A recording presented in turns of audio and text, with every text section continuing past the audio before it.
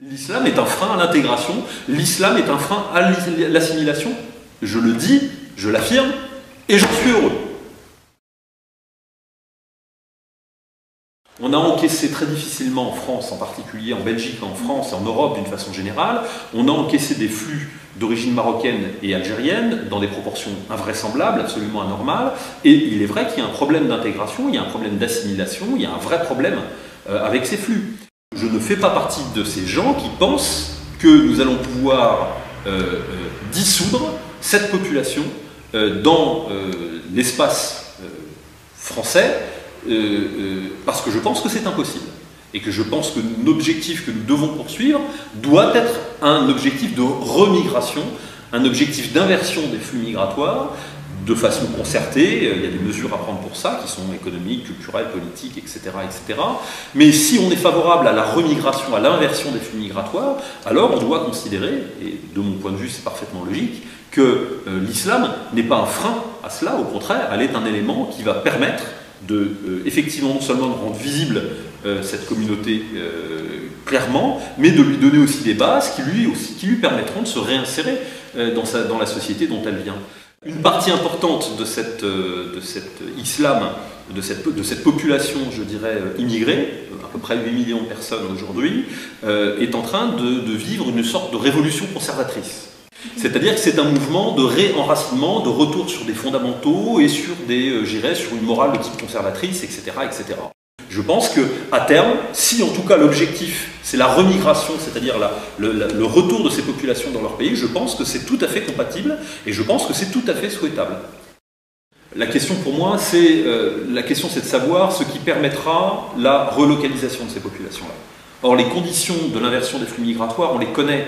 On sait que c'est possible. Je ne vous dis pas que la voie est large, c'est pas un boulevard. C'est simple. Il faut d'abord que ces populations soient compatibles culturellement avec leur pays d'origine. De ce point de vue-là, la réislamisation va plutôt dans le bon sens.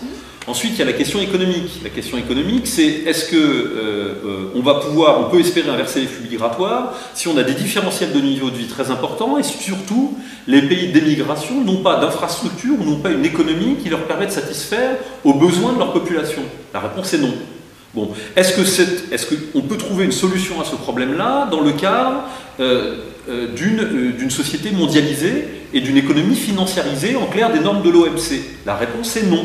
C'est-à-dire qu'il faut effectivement aider ces populations et engager nous-mêmes ce mouvement vers une décolonisation économique, c'est-à-dire à revenir sur une économie basée sur l'autosubsistance, sur la capacité de produire ce dont on a besoin pour soi-même, etc. Ce mouvement de décolonisation économique permettra demain de fixer ces populations, de leur donner du travail, de faire appel à des cadres qui auront été peut-être formés ou qui seront peut-être nés en France demain et qui reviendront dans leur pays pour aider ces pays en quelque sorte à renaître de leur cendre. Et je ne vois pas en quoi ce mouvement de réislamisation, cette révolution conservatrice que vivent les deuxième et troisième générations de jeunes d'origine arabo-berbère est un problème pour nous. Ces populations en France, ces jeunes de deuxième et troisième génération, dont les parents sont venus du Maroc et qui retournent régulièrement dans leur pays d'origine, etc., ces populations-là pourront faire le choix, en toute intelligence et en toute connaissance de cause, le choix de la remigration.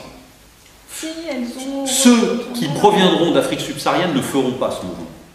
De l'autre côté du Sahara, vous avez, à l'horizon 2050, 1,8 milliard de personnes qui, elles, présentent la particularité d'être, je dirais, structurellement et culturellement, très probablement et notoirement incapables de satisfaire à leurs propres besoins et dont, je dirais, le sort malheureux est de se déverser sur les territoires et les pays périphériques.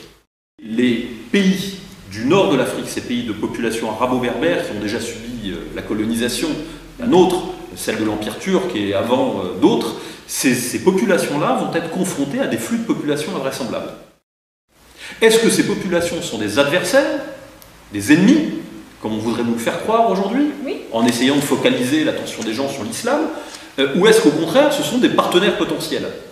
Mon avis, c'est que ce sont des partenaires potentiels. Je ne dis pas qu'il n'y a pas de problème de violence, qu'il n'y a pas de problème d'immigration, qu'il n'y a pas de problème d'intégration. Je dis que l'islam n'est pas la source de ces problèmes, mais qu'elle est une réponse temporaire à ces problèmes, parce que globalement elle est une source d'intégration et une source de pacification, qu'elle pose des problèmes de compatibilité avec la société française, c'est indéniable à cause du fait qu'elle n'a pas intégré cette distance schizophrène de la séparation de l'Église et de l'État, du sacré rangé au rang de valeurs individuelles et familiales, et que simultanément, le vrai problème auquel nous allons être confrontés dans les années qui viennent, ce sont des flux d'une intensité absolument invraisemblable, et que ces populations-là, et leurs pays, et leurs familles restées au pays, vont se retrouver en première ligne face à cela. Et je pense que ce soit pour les perspectives que nous avons de pouvoir un jour apporter des solutions à ce problème de l'immigration, et de pouvoir un jour peut-être inverser les flux migratoires, je pense que de ce point de vue-là, nous devons voir ce mouvement de révolution conservatrice que j'espère voir advenir bientôt chez les jeunes Européens. J'espère simplement que pour ces jeunes issus de l'Afrique du Nord, hein, du monde du Maroc et de l'Algérie, j'espère que ce mouvement ira à son terme, bien sûr. Les provocations qui visent à faire de l'islam une question de société contribuent à attiser des tensions avec des populations avec lesquelles nous devons au contraire chercher à trouver des solutions communes aux dangers qui les menacent et qui nous menacent aussi.